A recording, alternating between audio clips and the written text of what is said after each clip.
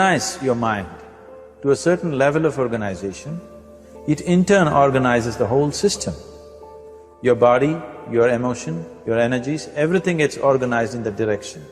Once all these four dimensions of you, your physical body, your mind, your emotion and the fundamental life energies are organized in one direction, once you're like this, anything that you wish happens without even lifting a little finger actually. It would help to assist it with activity, but even without doing any activity, you can still manifest what you want if you organize these four dimensions in one direction and keep it unwavering in that direction for a certain period of time. Right now the problem with your mind is, every moment it is changing its direction. It is like you want to travel somewhere and every 2 steps if you keep changing your direction, the question of you reaching the destination is very remote unless it happens by chance. So, organizing our minds and in turn organizing the whole system and these four basic dimensions of who you are right now in one direction, if you do this, you are a Kalpavruksha yourself. Anything that you wish will happen. But right now, if you look at your lives, everything that you have wished for till now, if it happens, you have finished. Everything and everybody that you have desired for, if all of that lands up in your house today, could you live with that? So organizing our minds fundamentally means moving from a compulsive state of activity to a conscious state of activity. You might have heard of people for whom they asked for something and beyond all expectations it came true for them. Generally this happens to people who are in faith. Now, let's say you want to build a house. If you start thinking, oh, I want to build a house. To build a house I need 50 lakhs, but I have only 50 rupees in my pocket. Not possible, not possible, not possible. The moment you say not possible, you're also saying, I don't want it. So on one level, you're creating a desire that you want something, on another level, you're saying, I don't want it. So in this conflict, it may not happen. If you want life to happen the way you want it, because right now, the very crux of your happiness and your well-being is this. If at all if you're unhappy, the only and only reason why you're unhappy is, life is not happening the way you think it should happen. That's all it is. So if life is not happening the way you think it should happen, you're unhappy. If life happens the way you think it should happen, you are happy. It's as simple as that. So if life has to happen the way you think it should happen, first of all, how you think, with how much focus you think, how much stability is there in your thought and how much reverberance is there in the thought process will determine whether your thought will become a reality or is it just an empty thought. Or how you do not create any impediments for your thought by creating negative thought process. Is something possible or not possible? Is destroying humanity. What is possible and not possible is not your business, it's nature's business. Your business is just to strive for what you want. You're using the past experience of life as a basis for deciding whether something is possible or not possible. Or in other words, you have decided that what has not happened till now cannot happen in your life in future. This is a disgrace to humanity and the human spirit. What has not happened till now on this planet can happen tomorrow. Human beings are capable of making it happen tomorrow. So what is possible and what is not possible is not your business. That is nature's business. Nature will decide that. You just see what is it that you really want and strive for that. And if your thought is created in a powerful way, without any negativity, without any negative thoughts bringing down the intensity of the thought process, it will definitely manifest. The whole existence today, modern science is proving, is just a reverberation of energy. It is a vibration. Similarly, your thought is also a vibration. If you generate a powerful thought and let it out, it will always manifest itself. So generally, people are using faith as a means to remove the negative thought.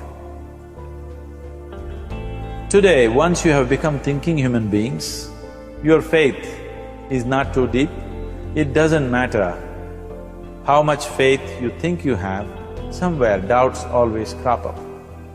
Right now, the way your minds are made, this moment, if God appears right here, you will not surrender to Him. You will want an investigation whether He is really God or not. With this kind of mind, you should not waste your time on faith. So there is an alternative, which is commitment.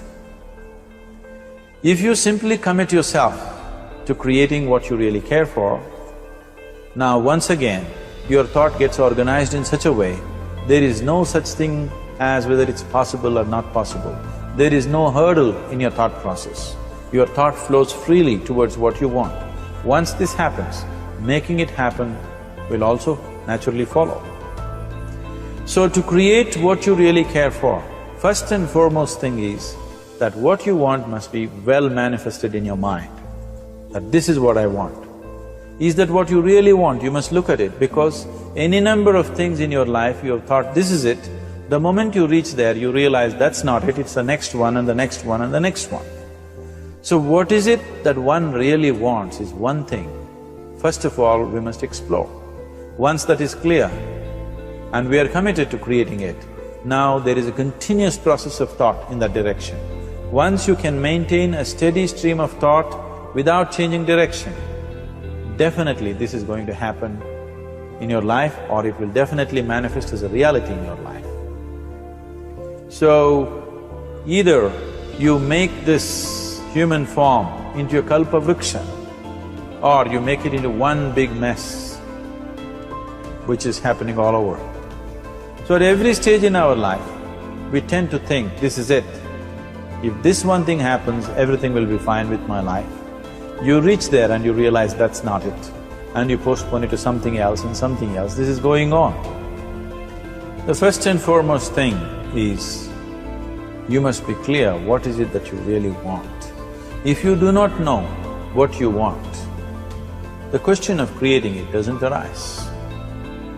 If you look at what you really want, what every human being wants is, he wants to live joyfully, he wants to live peacefully.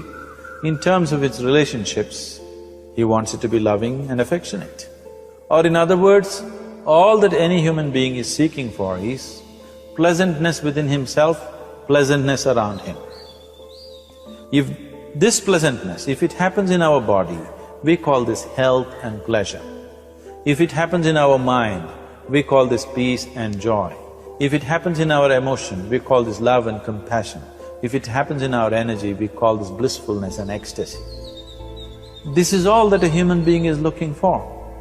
Whether he is going to his office to work, he wants to make money, build a career, build a family, he sits in the bar, sits in the temple, he is still looking for the same thing.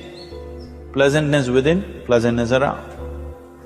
If this is what we want to create, I think it's time we addressed it directly and commit ourselves to creating it. So you want to create yourself as a peaceful human being, joyful human being, loving human being, a pleasant human being on all levels. And do you also want a world like this? A peaceful world, a loving world, a joyful world? No, I want greenery, I want food. When we say a joyful world, that means everything that you want has happened. So this is all that you're looking for. So all that you need to do is commit yourself to creating it, to create a peaceful, joyful and loving world, both for yourself and everybody around you. Every day in the morning, if you start your day with this simple thought in your mind, that today, wherever I go, I will create a peaceful, loving and joyful world. If you fall down 100 times in the day, what does it matter? For a committed man, there is no such thing as failure. If you fall down 100 times, 100 lessons to be learned. If you commit yourself like this to creating what you really care for, now your mind gets organized. Once your mind gets organized, the way you think is the way you feel, your emotion will get organized. Once your thought and emotion is organized, your energies will get organized in the same direction. Once your thought, emotion and energies are organized, your very body will get organized. Once all these four are organized in one direction, your ability to create and manifest what you want is phenomenal. You are the creator in many ways.